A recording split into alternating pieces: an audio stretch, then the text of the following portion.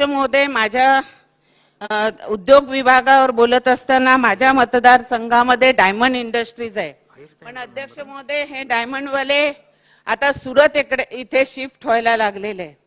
ह्याचं कारण आहे की ह्या डायमंड इंडस्ट्रीज मध्ये जे त्यांचे गाळे आहेत, ह्या गाळ्यांमध्ये कोणतेही अल्टरनेट केलं, कोणत्याही प्रकारच्या सुविधा केल्या तर जे आरटीआय मार्फत लोक आहेत ते त्यांना खूप त्रास देतात आणि त्रास देत असताना महापालिकेचे अधिकारी हे आरटीआय वाल्यांना खूप घाबरतात आणि त्यांना नोटिसा देतात आणि त्यामुळे ते जे काही इंडस्ट्रीजच्या बिल्डिंग आहेत त्या इंडस्ट्रीज आहेत परंतु त्या एमआयडीसी मध्ये नाही आहेत।